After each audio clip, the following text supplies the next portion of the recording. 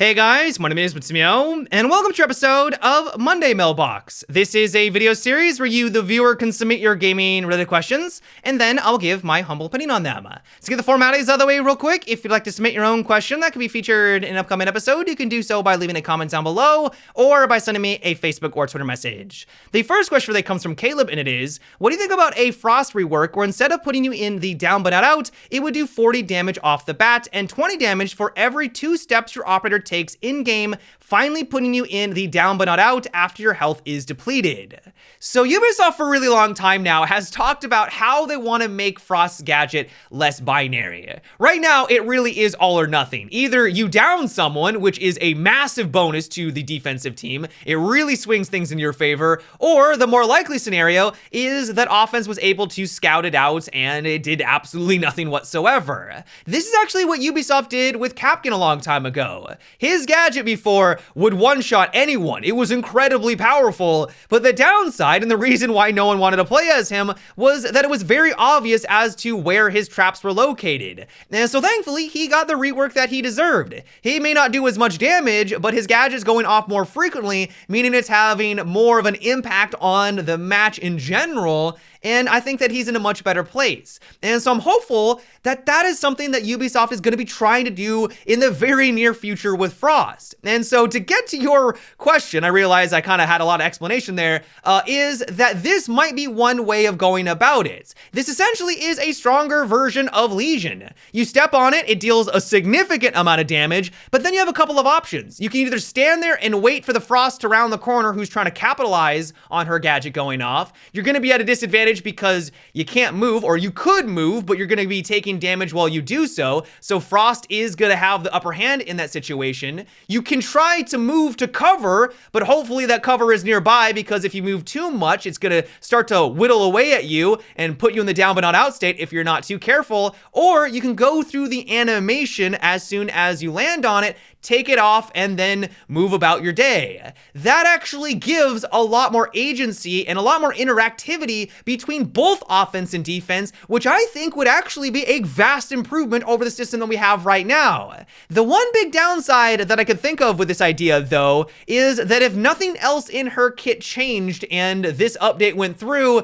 it would essentially just be a direct nerf to her, and I think most people would agree that Frost doesn't really need a nerf right now. I feel like they would need to do the same thing like what they did with CanCan, where they make her gadget not as obvious. Now, I'm not saying that it should get the echo treatment. I don't want to have to deal with another invisible gadget to worry about, but I do think that making it a little bit less obvious instead of a gigantic gray box on the ground might be a good step in the right direction, especially considering that it doesn't just straight down you as soon as you step on it. All in all, though, with a couple of adjustments here and there, I think this is a fantastic idea. They've been talking about this forever now, and I'm really hopeful that they take something like this into consideration. Let me know what you guys think about this idea, though. Do you think this would be a good direction for Frost? Do you like the way that she works right now? Or do you think they should rework her in some other way? Give me your guys' thoughts down below. The next one comes from Ryan, and it is, do you think that lots of players from the Siege community will jump ship to go play Valorant? Well, I can definitely say without a shadow of a doubt that many people from Siege are going to transfer on over and at least give Valorant a try. It's the next big free-to-play FPS game from Riot. People just want to see if it's any good, and it does share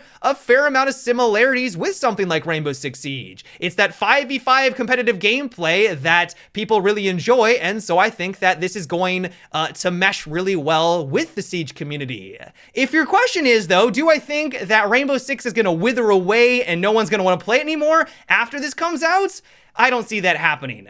Rainbow Six Siege is an incredibly unique game. There really isn't anything else out there like it. Yes, it might share some similarities with something like CSGO or Valorant, especially since Valorant now has more of those hero dynamics like Siege does, but at the end of the day, they are wholly different experiences. No other game has this kind of destructibility, and that leads to amazing gameplay moments. It opens up different lines of sight. You have to learn those different angles. You can all of a sudden peek someone from an angle that they weren't expecting connecting, there's verticality, there's the teamwork dynamic between all of the operators. Just the actual mechanics of using weapons is going to be vastly different in a game like Siege compared to something like CSGO or Valorant. And so a long story short, yes, these games are going to be competing with each other, but I don't necessarily think that is going to be a bad thing. Honestly, this competition could be a great thing for the game in general. If they now have this big juggernaut that they're kind of going toe-to-toe with, if more people are starting to gravitate on over to Valorant because it just provides a better experience, that will hopefully inspire Ubisoft to maybe put some more effort or to expand the roster in Siege to try to make improvements to get more people back in playing their game. Having that healthy competition, I think, is a good thing, and so we'll see how it all plays out. But no, I don't think that we're all of a sudden going to see Siege just kind of fall by the wayside. I just don't see that happening. The next question comes from Darby, and it is, what do you think about an information gathering operator? One who deploys laser tripwire alarms that reveal an enemy's location similar to Cav. This operator's gadget can be thrown like Valkyrie cams or attached to doorways/windows like a Capcan's gadgets.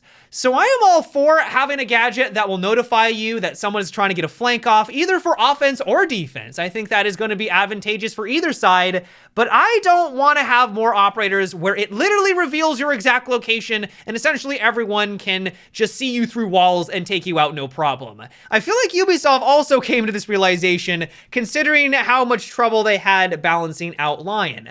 And so I just don't really want to have more of those kind of mechanics added into Siege. What I will say though, and I think you're essentially going to be getting this in the near future, is that they're going to be adding in a brand new secondary gadget, which just essentially acts as a proximity alarm on defense. We don't know exactly how it's going to work. It's going to be this small little object that you can put on a wall, and then I believe anyone that walks by is going to set it off and it's going to make a really loud audible noise. This has the benefit that it watches your back, just like what you're talking about, but it doesn't give you their exact location. You're gonna have to discover and figure out where that person went after the alarm went off. The person on offense could have ran away, they could have ducked for cover, they could have been very aggressive and pushed on in, but at least it gives the person on offense a chance to come out on top, and it isn't just an auto loss. And so at least for me personally, I am much happier with something like that being added into the game, especially considering that you're gonna have to give up like barbed wire or a deployable shield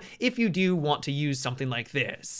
The next question is, what about a gameplay rework in Siege? The default cameras on maps change its place every round.